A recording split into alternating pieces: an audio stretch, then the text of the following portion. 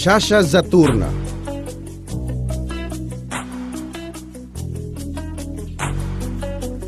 Si Carlo Vergara ay tinuturing na isa sa pinakamahusay sa larangan ng paggawa ng comic sa Pilipinas ngayon. Nag-aral siya sa De La Salle University.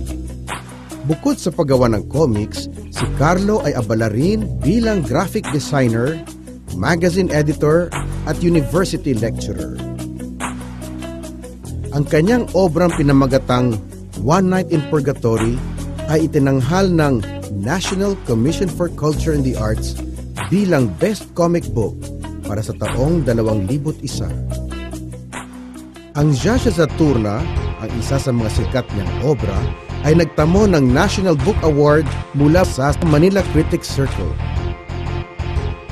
Isinapelikula ito ng Regal Films noong taong 2006 at pinagbidahan nina Rustom Padilla sa papel ni Ada, isang simpleng bakla na nag-iiba ang katauhan bilang babaeng superhero tuwing isusubo ang isang mahiwagang bato. Shasha Padilla bilang Shasha Zaturna, ang katauhang superhero ni Ada. Paps Fernandez bilang Queen Femina, ang lider ng mga Amazonang kalaban ni Shasha Zaturna. At si Chocolate bilang Didi, ang makaderang assistant ni Ada.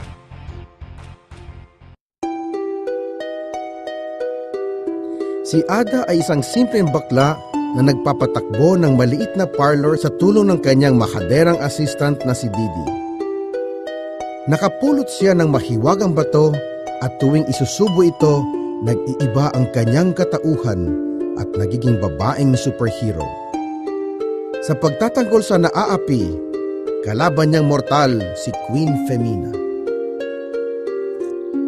Tughayan natin ang isang bahagi ng kwento. Ang nakaraan. Si Ada ay isang simpleng bakla na may simpleng pangarap sa buhay. May-ari siya ng isang maliit na parlor na siyang bumubuhay sa kanya at sa kanyang alalay na si Didi.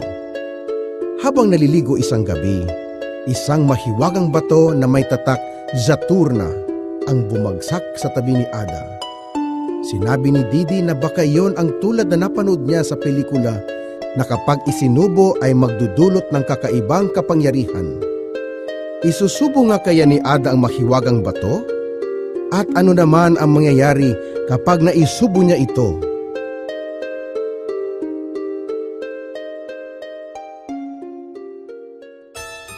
Tawa ka dyan. Pangit mo kasi.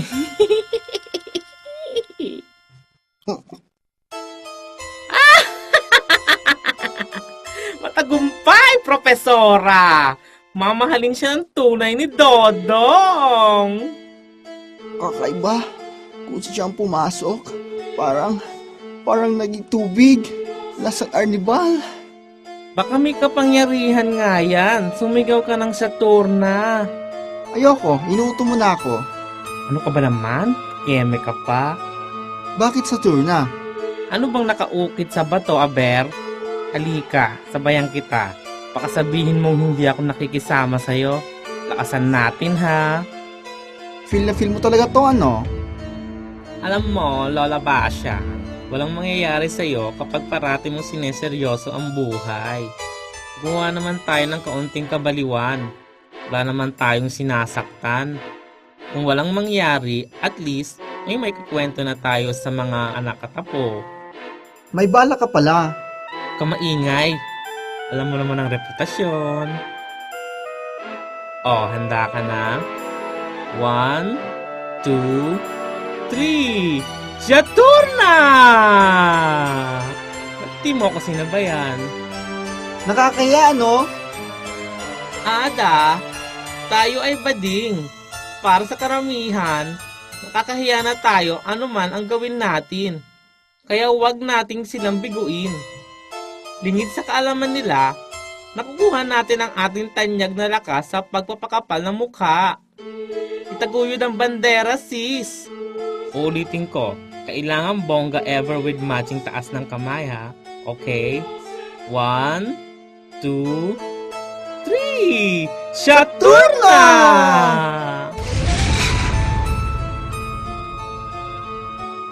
Sa susunod, lalayo na ako sa'yo. Masakit? Didi! Babae ako! Gaga, isa kang bakla. Hindi nga, Didi. Tingnan mo, babae ako. Ang ganda ko. Ang tunay na babae, hindi bumubuka ka sa harap ng salamin. Kaya ka pang mag-split. Ano pa kaya ang kaya mong gawin? Pagkaraan ng ilang sandali. Didi, alas 3 na ng madaling araw. Anong ginagawa natin dito sa bukid? Baka kung sino pang makakita sa atin at pagchismisan ka. Si Didi, may kasamang babae sa bukid ng madaling araw. Akala ko ba'y may reputasyon ka inalagaan? Bakit ako nakikinig sa'yo? Assistant ka lang, tandaan mo. Naku, pagbalik natin sa parlor. Magmula nang naging babae ka, lalo ka naging madaldal. Babae ka man ngayon, asal bakla ka pa rin. Inggit ka lang, yun ang karma mo. Inuuto mo ko tapos may inggit ka sa grasyang ibinigay sa akin.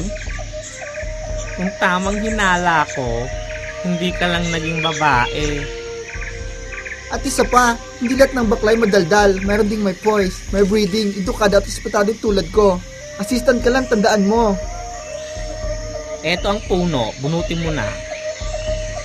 Pinapunta mo ako dito sa bukid para humugot ng puno? Yan, laki-laki niyan. Tapos ano, ipapasubo mo na naman yan sa akin? Didi, pang-abuso na yan. Duwag ka! Anong sinabi mo? Isa kang baklang duwag. Pangit! Pangit! Hindi ako pangit, maganda ako. Babae ako at ikaw, bakla ka pa rin, inggitera. Pangit ka! Kamukha mo itong kili-kili ko. Ipak na ka! Ganon? Halika nga rito.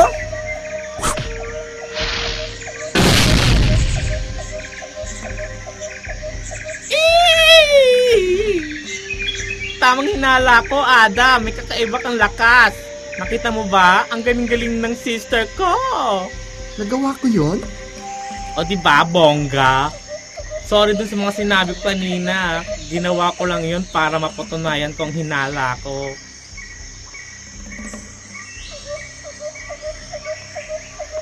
Abangan